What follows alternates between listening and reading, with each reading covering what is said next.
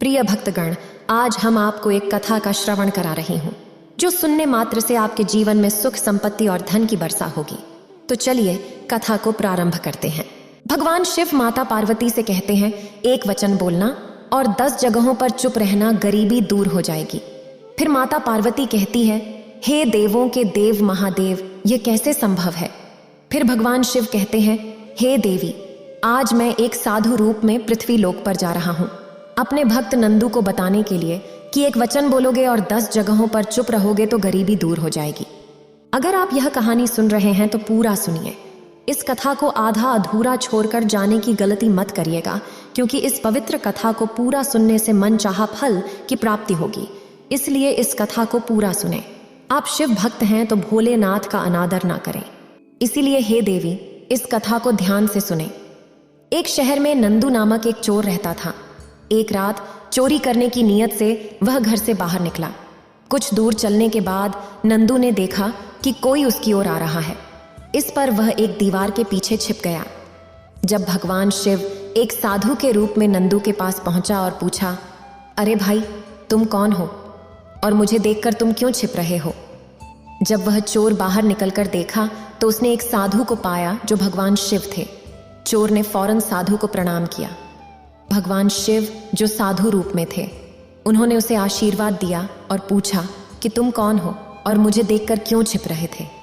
चोर ने सच बोलते हुए कहा, मैं एक चोर हूं और चोरी करने की नीयत से घर से निकला हूं। फिर भगवान शिव साधु के रूप में कहते हैं, तुम ऐसा काम क्यों करते हो जिसके लिए तुम्हें लोगों से छिपना पड़ता है? चोर, जिसका नाम नंदू था, ने कहा, महात्मा, चोरी मेरे परिवार का पुराना पेशा है। मेरे पिता और दादा भी यही काम करते थे।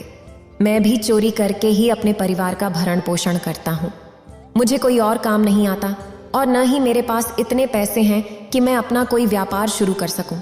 फिर भगवान शिव साधु रूप में कहते हैं, ठीक है, पर क्या तुम मेरी एक शर्त मानोगे? वह चोर पहले ही साधु की उपस्थिति से प्रभावित था। उसने फौरन साधु से कहा, मैं हर बात मानने को तैयार हूँ सिवाय चोरी के। फिर भगवान शिव साधु रूप में कहते हैं, पहले तुम वादा करो कि तुम मेरी बात मानोगे। जब चोर ने वादा किया तो फिर भगवान शिव साधु रूप में कहते हैं, चोरी करो अगर करनी है, पर एक बात मानो, आज से जीवन में कभी झूठ मत बोलना। यह कहकर साधु आगे बढ़ गए और चोर चोरी करने निकल पड़ा। थोड़ी दूर जाने पर उसे रास्ते में एक व्यक्ति मिला जो नगर के राजा प्रताप सिंह थे, जो अपनी प्रजा का हाल जानने के लिए भेष बदल कर रात में घूम रहे थे। राजा ने जब चोर को देखा तो पूछा, अरे भाई, कौन हो तुम और इतनी रात को यहाँ क्या कर रहे हो?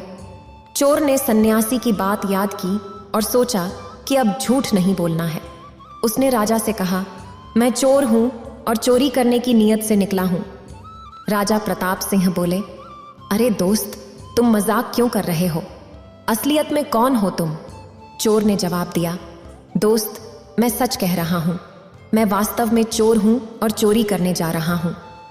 जब राजा को विश्वास हो गया कि वह सच में चोर है तो उन्होंने कहा, मैं भी चोरी करता हूं, पर मैं इस काम में नया हूं। मैंने हाल ही में चोरी करना सीखा है। क्या हम दोनों मिलकर चोरी करें और जो भी माल मिले उसे आधा आधा बांट लें? जब वे दोनों आगे बढ़े तो राजा ने सुझाव दिया, दोस्त, अगर तुम चाहो तो हम राजमहल में चोरी कर सकते हैं। चोर ने उत्तर दिया, क्या तुम पागल हो गए हो? अरे दोस्त, हम इतने बड़े राजमहल में कैसे घुस सकते हैं? राजा ने कहा, दोस्त, तुम चिंता मत करो। मैं पहले इस राजमहल में दरबान था और पहरा देता था। एक दिन राजा ने मुझे किसी कारण से निकाल दिया और तब से मैं चोरी करने लगा। मेरे पास महल के सभी गुप्त रास्तों की जानकारी है और मैं तुम्हें गुप्त रास्ते से महल में ले जाकर खजाने तक पहुंचा दूंगा। इस पर चोर भी राजा के साथ चल पड़ा।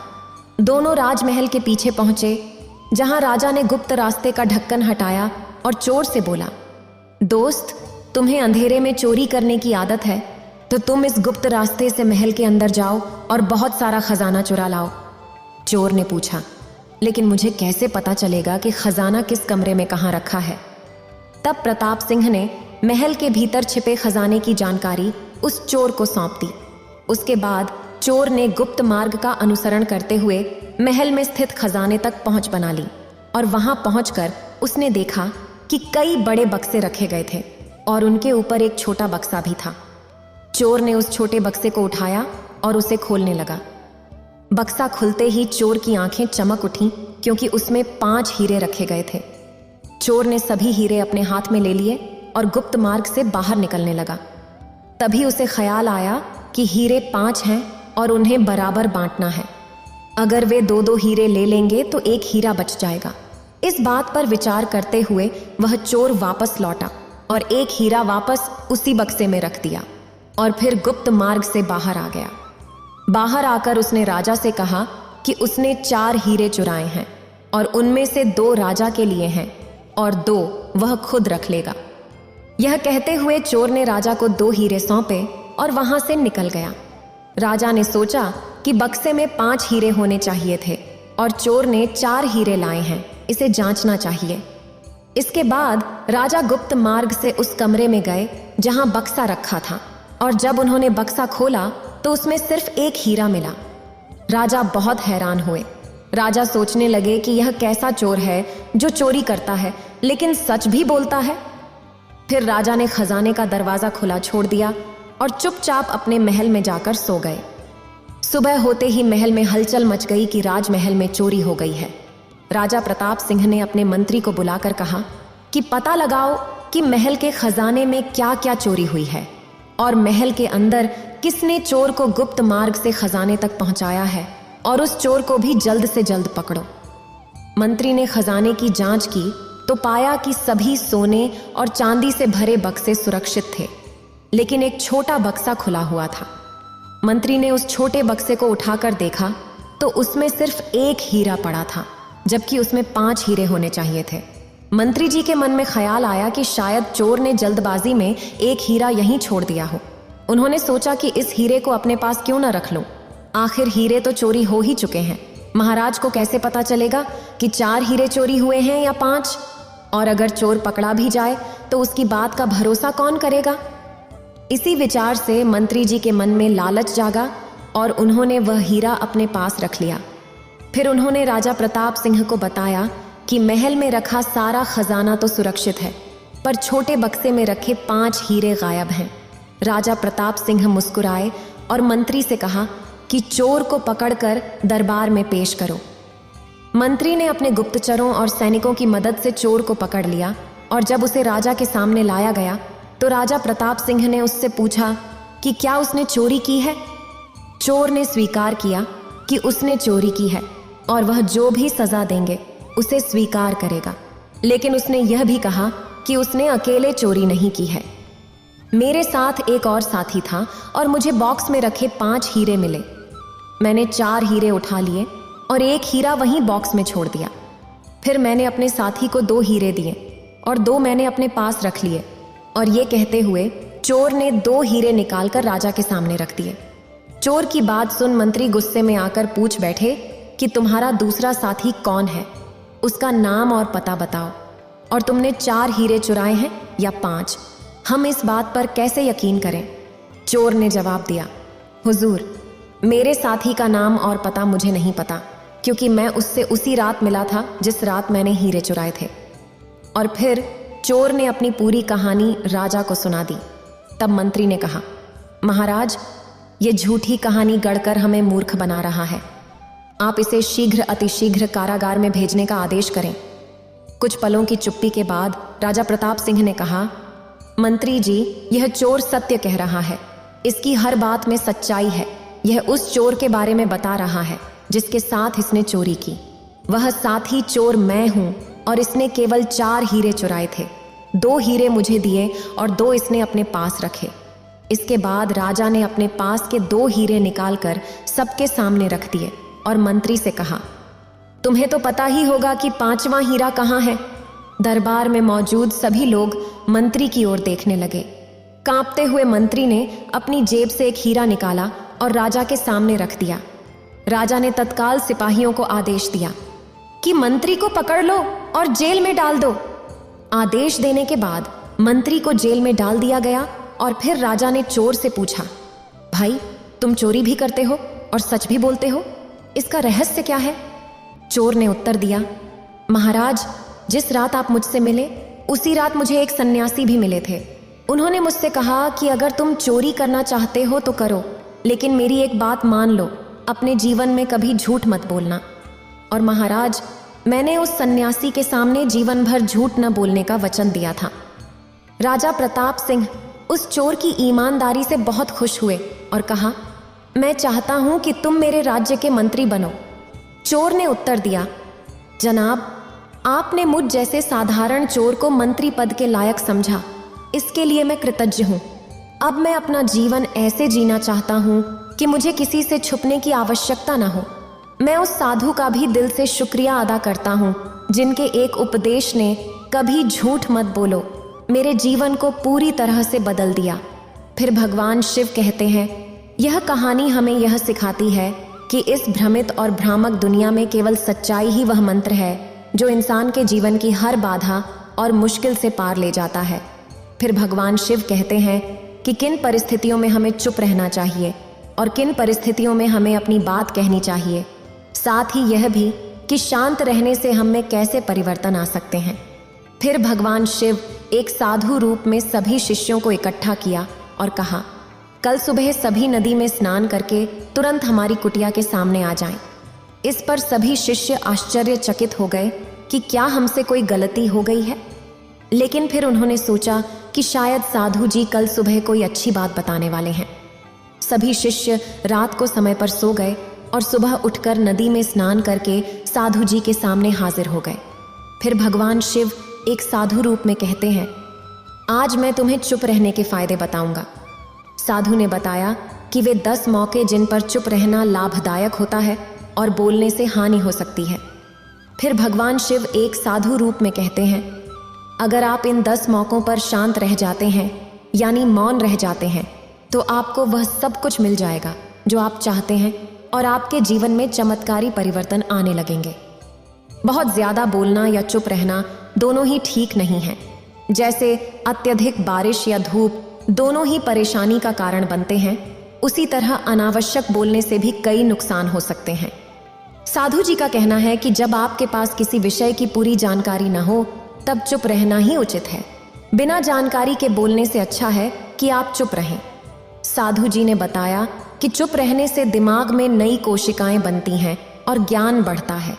जब आपको किसी चीज की पूरी समझ हो तभी बोलना चाहिए, अन्यथा बिना जानकारी के बोलने पर लोग आपका मजाक उड़ा सकते हैं और आप पर से विश्वास भी उठ सकता है। इसलिए जब आपको नहीं पता हो कि क्या कहना है तब शांत रहना ही बेहतर है। कुछ लोग हर जगह अपनी राय देने लगते हैं बिना यह सोचे कि उन्हें क्या बोलना चाहिए, और बाद में लोग उनका मजाक बनाते हैं। जब तक आपको उस विषय की अच्छी समझ न हो तब तक चुप रहना ही समझदारी है। साधु जी का यह भी कहना है कि अगर आपके शब्द किसी को मानसिक ठेस पहुंचा रहे हों तो उस स्थिति में भी चुप रहना चाहिए। किसी कमजोर व्यक्ति के बारे में बुरा बोलकर आप महान नहीं बन सकते। आप जब किसी कमजोर का सहारा बनते हैं तो यह एक महान कार्य होता है। कई बार देखा गया है कि लोग अपने से छोटे या कमजोर व्यक्तियों को नीचा दिखाते हैं, भले ही वह व्यक्ति आपसे कद में छोटा हो और आपका कुछ न बोले, लेकिन इससे आप उसकी नजरों में गिरते जाएंगे। कभी ऐसा भी हो सकता है कि वह व्यक्ति कल को आपसे पद में बड़ा हो जाए। अगर वह पद में बड़ा हो गया तो आपका आज का व्यवहार भविष्य में उसके व्यवहार को प्रभावित कर सकता है। किसी को नीचा दिखाकर आप बड़े नहीं बन सकते। अगर आपको वास्तव में बड़ा बनना है तो आपको छोटे लोगों की इज्जत करनी चाहिए और बड़ों का सम्मान भी करना चाहिए। कुछ लोग सोचते हैं कि अगर वे अकड़ के बोलेंगे और दूसरों को नीचा दिखाएंगे तो वे बड़े बन जाएंगे, लेकिन यह उनकी गलत फहमी है। इससे वे लोगों की नजरों में गिरते जाएंगे। फिर भगवान शिव एक साधु रूप में कहते हैं, शिष्यों, जब भी बोलो आदर के साथ बोलो ताकि लोगों को तुम्हारी बातें अच्छी लगें। बोलते समय भाई, बहन, माता, पिता, मित्र जैसे संबोधन शब्दों का इस्तेमाल करना। इससे न केवल तुम्हारी प्रतिष्ठा बढ़ेगी बल्कि लोगों की नजरों में भी तुम समझदार बनोगे। फिर भगवान शिव एक साधु रूप में कहते हैं, एक ऐसा मौका भी होता है जब चुप रहना ही बेहतर होता है। जब कोई अपना या नजदीकी व्यक्ति आप पर गुस्सा करे या आपका अपमान करे तो उस समय आपको चुप रहना चाहिए ताकि उनका गुस्सा शांत हो जाए। अगर आप सही हैं तो बिना माफ़ी मांगे चुपचाप सही समय का इंतज़ार करें। वह खुद ही आपसे माफ़ी मांग लेगा जब उसे अपनी भूल का एहसास होगा। साधु कहते हैं कि अगर कोई आप पर गुस्सा कर रहा है और आप शांत हैं तो यह सम्मान की बात है और इससे कोई छोटा या बड़ा नहीं होता। अगर आपको गुस्सा आ रहा है तो या तो वहां से बिना किसी का अनादर किए चले जाएं या फिर चुप रहें। गुस्सा करने से रिश्ते खराब होते हैं और गुस्सा करने वाले का ही नुकसान होता है। एक कहानी है कि एक सांप जंगल से भागकर एक राजा के घर में घुस गया। जब लोगों ने उसे छेड़ा तो वह गुस्से में आकर एक तलवार को जकड़ने लगा और धीरे धीरे उसका शरीर कट गया। इसी तरह हमारा गुस्सा भी हमें अंदर ही अंदर काटता रहता है। गुस्सा ध्यान और समझदारी से कम होता है। यदि आप हर दिन ध्यान लगाते हैं तो आपका क्रोध आपके वश में रहेगा। साधु जी कहते हैं कि नियमित ध्यान से वे हार्मोन जो क्रोध को बढ़ाते हैं वे भी आपके नियंत्रण में रहेंगे और आपका शरीर क्रोध पर आसानी से काबू पा लेगा। लेकिन यह भी एक तरीका है कि जब भी आपको क्रोध आए तो आप यह सोचने की कोशिश करें कि क्या आपका क्रोध उचित है या नहीं, क्या उस स्थिति में बोलना चाहिए या नहीं। जब आप इसका मूल्यांकन कर लेंगे तो आपको स्वयं समझ आ जाएगा कि क्रोध करना चाहिए या नहीं। अगर फिर भी क्रोध आता है तो उस स्थान से हटने की कोशिश करें, वहां से दूर चले जाएं। समय के साथ आपका मन शांत हो जाएगा। साधु जी ने यह भी कहा कि ऐसे मौके पर जहां आपका कोई संबंध नहीं है वहां चुप रहना चाहिए। अगर किसी मुद्दे से आपका कोई संबंध नहीं है तो वहां आपका चुप रहना उचित है। बिना किसी कारण के दूसरों के मामलों में बोलने से आपका ही नुकसान होगा। इसलिए दो लोगों के बीच हो रहे विवाद में जल्दी से अपनी राय न दें। यदि सामने वाला आपको अपना झगड़ा सुलझाने के लिए बुला रहा है तो ही आप वहां जाएं। किसी की निजी जिंदगी में बिना बुलाए दखल न दें। कुछ लोग बेवजह दूसरों के झगड़ों में कूद जाते हैं ताकि अपने विवाद को शांत कर सकें। इससे उनकी प्रतिष्ठा पर लोग सवाल उठाने लगते हैं। साधु जी का कहना है कि ऐसे 5 मौके होते हैं जब इंसान को बड़ी समझदारी से चुप रहना चाहिए और यह उनमें से एक है। आपके बोले गए शब्द किसी दोस्त को नुकसान न पहुंचाएं। अगर आपकी बातें किसी के परिवार या दोस्तों की इज्जत को ठेस पहुंचा रही हैं तो बेहतर है कि आप चुप रहें। किसी के परिवार या दोस्तों के बारे में बुरा बोलकर आप खुद बुरे बन जाएंगे। जो बात आसानी से सुलझ सकती है उसे अपने शब्दों से और बड़ा न बनाएं। बिना चिल्लाए बात करने की कोशिश करते रहें। अगर आप बिना चिल्लाए बात नहीं कर सकते तो चुप रहना ही आपके लिए अच्छा है। चिल्लाने से आपके व्यवहार का पता चलता है। ज्यादा बोलने से अक्सर स्थितियां बिगड़ जाती हैं। कई बार रिश्ते भी ज्यादा तेज आवाज में बोलने की वजह से टूट जाते हैं। इसलिए अपनी आवाज में मिठास लाएं। आपके शब्दों से आपके दोस्त को नुकसान नहीं होना चाहिए। कभी कभी हम दोस्तों के साथ मजाक करते हैं, लेकिन ध्यान रखें कि आपके शब्दों से किसी का अनादर ना हो। मजाक को भी संजीदगी से लें और जहां शब्दों से किसी को चोट पहुंचे वहां चुप रहना बेहतर है।